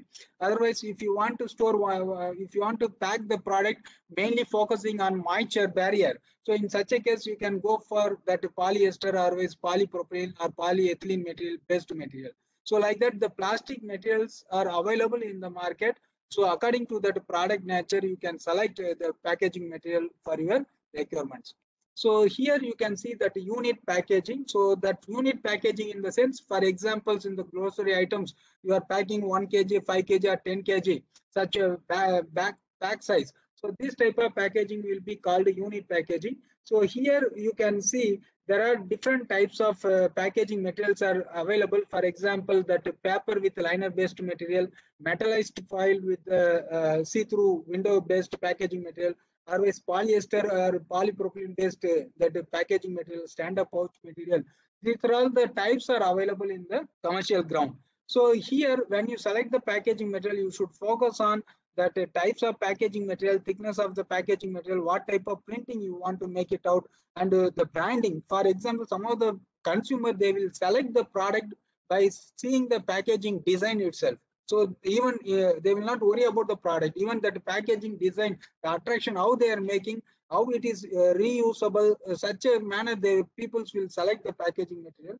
So in such a case, the branding and selection of that materials, capacity, all these things you can consider before selecting the packaging material. And another thing is paper based material. So normally that craft paper materials are used for either in terms of liner based material, otherwise when we make that corrugated boxes, normally that regular slotted boxes are used for the secondary packaging in the food packaging application. So in such a case, many primary packed products can be packed in these carton boxes, because these carton boxes, which have very good mechanical strength, and also it has strong in nature and also degradable, and this type of material can be used to protect your primary packed food items during handling and storage. Another thing, if you see that tube packagings are available, particularly if you make some millet-based biscuits or millet-based cookies. So in such a case, to pack this type of thing, so normally they will go for some pouch type of packaging material. So to make it attractive in the consumer ground, so there are different types of materials are available. This is one type. It is called cardboard type boxes, otherwise tube packaging material. So in such a case, that bottom lid and top lid, it can be made by the lid or plastic in the center portion, which will be made by that aluminum foil liner based paper material. So in such a case, this material can be reusable or recyclable, and also that plastic materials can be recyclable. So in such a case, this type of packaging material also, when you make any cookies or biscuits, millet-based biscuits or cookies, when you pack in this type of product, so that will give unique differences in the market. Even you can see some of the industry, they are making that wheat flour, which will be packed in the cotton-based packaging material. For example, 5 kg that wheat flour, it is packed in this type of rectangular container boxes. It is completely made by the paper only, and the top and the bottom will be made by the metal lid or plastic lid. So in such a case, that environmental friendly based packaging material, when you focus, that also will give more importance to your millet based product. Another packaging material what we are using is a metal. So mainly tin containers, otherwise that aluminum containers we are using for packing of that metal millet based products. Even if you take that millet porridge or millet milk, whatever it may be, it can be packed in a metal tin containers. So these metal containers along with that waxed paper, so you can sell the cookies and biscuits in an attractive manner for the consumers. Another thing is modified atmosphere packaging. So whenever we are modifying that atmospheric gases around the commodity, so that will be called modified atmosphere packaging. So here normally the people, they will use 60%, 80-20% of that carbon dioxide nitrogen, otherwise 70-30% of carbon dioxide nitrogen. So any modification in these gases, so that will cause us modified atmosphere packaging. So particularly our millets are affected by the insides. Even our millets has that fat content that will cause us rancidity. In such a case, when you fill the products along with that carbon dioxide or nitrogen, so that will make avoiding that biochemical changes, otherwise insect infestation during storage. And similarly, any millet based products when you make, if it is having more oil content, so you can use either that form fill sealing machine, otherwise that chamber machine, otherwise that this type of snooker machine for bulk packaging. So that will make modification in the commodity, and it will support you for extending the shelf life of the product. So here you can see vacuum packaging of the millet. So here, this is the machine which will be called vacuum packaging machine. It is available single lead and double lead. So this double end machine, which will cost about 8 lakhs, that single end machine which will be varying from 1.5 lakhs to 3.5 lakhs. So here you can take some 10 kg, 15 kg of millets in the nylon bags, that is polyamide bags. So it has a very good shrinkable properties. So these millets, when you take and keep it in the vacuum packaging machine and properly seal it, so it will remove almost all the oxygen or air which is present in the packaging material. So this type of products, when you keep it in the storage, you don't, because that insects with the absence of air, it will be died and it can be stored for longer period. And also you can see that the packing arrangement, because you are almost removing all that white space and that air, so that you can easily arrange this type of packaging. Even there is a packaging techniques which will be called a bag in box method. So in such a case, you after vacuumized, you can put this packed material in a cotton boxes. So bag in box method also you can use it for handling and transportation. And apart from that, any product, millet based products, when you make any bakery product, even that vacuum packaging or shrink packaging methods which will support you to extend the product and avoid the physical damage. So another thing is, this is a shrink wrapping, otherwise over wrapping boxes. So in such a case, the product after covering with the particular BOPP films, biaxially oriented polypropylene films, and when it is passed through that hot tunnels, the shrinkable packing unit, so it will be tightly packed so that your product which will be avoided by the physical contact, and even it will, when you keep it in the refrigerated condition, otherwise any ambient condition, which will not be easily affected by the other physical parameters. So this is one thing. And another thing is, nowadays they are using that reusable or resealable packaging material, because when you make any products and when you pack it in a proper packaging material, once it is open, you can't again seal it. So in such a case, to support the consumers, nowadays that reusable or resealable packaging materials are available. So after consuming some of the product, again the people, they can close the bag and they can keep it in the refrigerator or normal atmospheric condition, so that this type of bakery products will not absorb that moisture, and still it will further extend the shelf life as well with the proper textural profile value. And another thing is, you can see that baby food packaging, particularly that health mix powders, millet based health mix powders are available. So in such a case, this bag in box method, so half kg or 1 kg powdered material, it will be packed in metallized laminated pouches, and it is packed in cardboard boxes. So in such a case, so these cardboard boxes will have that very good mechanical strength, and as well as that printing will be easy. And this aluminum foil based pouch material, which will protect your product from the environmental, the moisture and gases. And another thing is, nowadays they are using that nitrogen or carbon dioxide flushing method, particularly for the millets also. Even you can see any rice, basmati rice and other thing, they are using that nitrogen or carbon dioxide flushing method.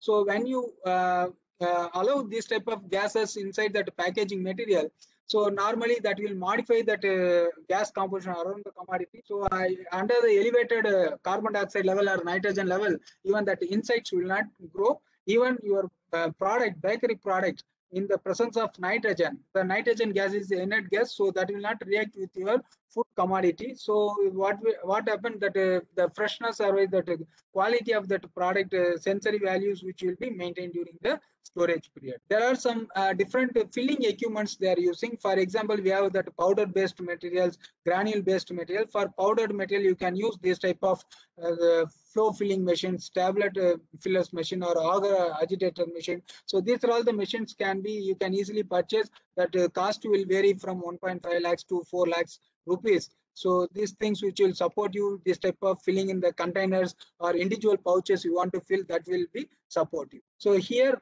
for liquid filling materials, for example, when you make some millet milk, wagon milk, otherwise even if you take any millet based analog material, so normally these materials are liquid based material, otherwise that pasty form. So in such a case, that vacuum pack filling machines, otherwise that piston filler type paste filling machines, otherwise that vertical form fill sealing machines or spout bag filling machine. So these are all the normal filling machines which will be used for different kinds of product like liquid and paste based material. And another thing is for powdered material, even we have that millet as it is want to pack it, otherwise that millet powder. So when you want to pack that millet powder, you can go for that form fill sealing machine, which will be in a auger type.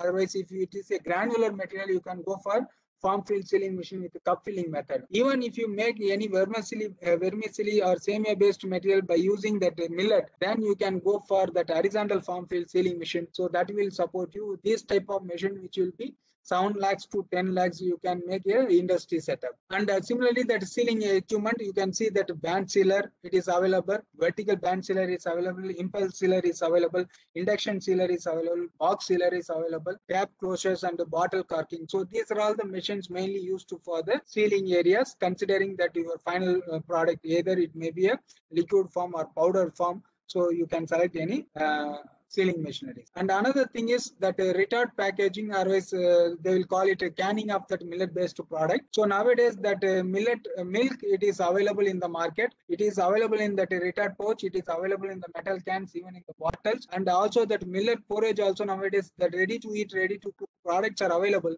In such a case, you can have a retard processing unit. So when you go for a higher elevated temperature for the processing, 121 degrees centigrade or above 100 degrees centigrade, you can sterilize all the products with the absence of microorganisms. In such a case, you can store the product for longer period. So that canning is the another option.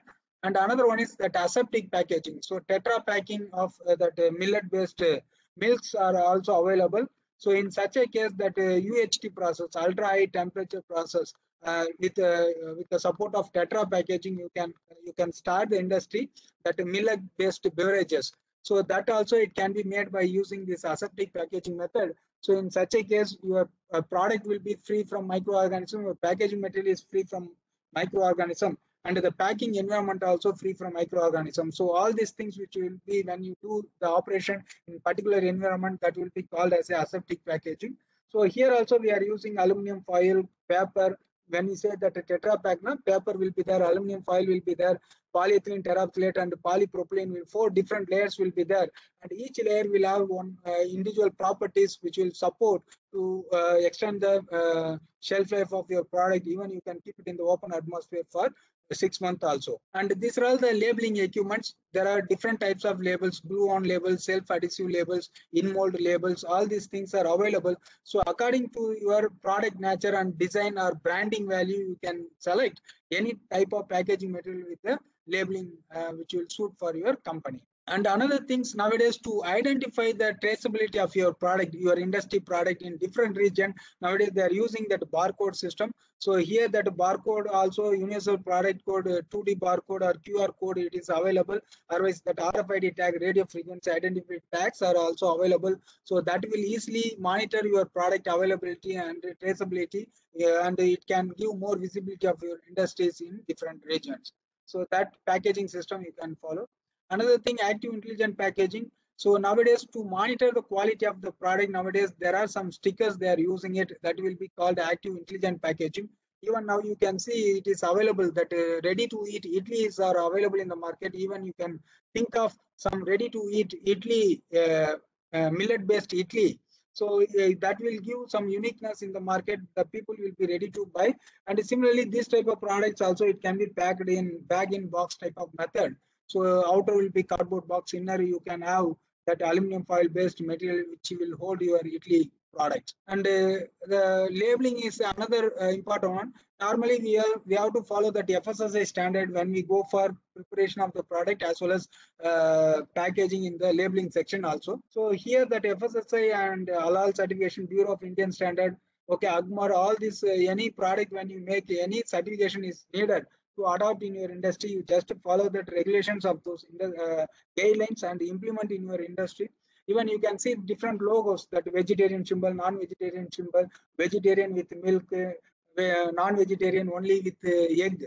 So this type of different logos are available. So you can update your, because once you enter into the industry, you should always update your knowledge in the current scenario. So that will support you for a long sustainable development or involvement in the industrial growth. So here when we talk about that FSSAI, when you pack and brand your product in the market, so the FSSAI, as per the FSSAI guidelines, so these are all the parameters you have to give it in your labels. For example, starting from name of the product, address of the manufacturer, expiry date, manufacturer date, weight of the product, FSSAI license number, MRP price, nutritional information, customer care details, anything if you are adding, either preservatives, class 1, class 2. So all the details we have to give it in the packaging and the labeling area. So those things if you give along with your product, so that will make a complete understanding of your product to the easy which will be easy for the consumers. And in the last, if you are starting the industry, if you are making a very bigger scale, these are all the end line section of the equipments. So here you can use that case erectors. So individual that cardboard boxes which will be open as a boxes, there you can fill the material. After by using that case sealers, you can seal that box material. And even by using some of the robotics, you can make it proper arrangement for the transit packaging. Even you can see that sleeve wrapping material, for example, that canned materials, if you want to make it some batches or if you keep it in any cotton trays, so that will be packed with the shrinkable packaging material, so that it will be easy for counting and handling purposes. So these are all the things it is used for a little bigger companies. So these are all the equipments also which will support you for easy management of your company. So with that, I thank you, the organizer, for giving this opportunity to share some of the packaging innovation and packaging material used for the millet and millet based product. Thank you very much. Thank you, Dr. Anand. Thank you for sharing your valuable information with all our participants. With this, we come to the end of this technical sessions for today's webinar on millet processing and value addition. So hope most of the questions in the chat box were answered by our team. Then anything else, you can just send it through chat box. And I have seen that many of you have requested for a WhatsApp group. Yes, definitely, we will be creating a WhatsApp group with all your numbers, and we will be helping you to answer your technical queries. And IIFPT is having a food processing business incubation center where you can avail the trainings, short-term as well as long-term trainings on various aspects of food processing. And also we are having a packaging department as well as food safety and quality testing departments where they are offering the trainings on packaging as well as testing equipments like analytical techniques for testing. These trainings are also offering. And since because of this pandemic situations, now online trainings only going on, and all the details of these online trainings will be displayed in our website. Our website address we will be sharing through chat box. You can access our website for these various online trainings. And once the situations comes to normal, you can come in person and have these trainings. And also we are offering consultancy services for the new entrepreneurs to start up their ventures in food processing. And we are having a FME cell also here at IIFPT. So any beneficiaries who wanted to apply for the PMFME scheme also, for any doubt clarification, you can please contact us. And thank you so much for sparing your valuable time from morning till this 5 o'clock. In between, there was some network issues, so that some connectivity issues and time lagging. So really sorry for that one. Thank you so much for your wonderful participation. And thank you all the speakers who had delivered nice lectures today from morning till evening. And also our chief guest, Dr. Neelam Patil Madam, also spent her valuable time with us. So thank you so much. Jai Hind.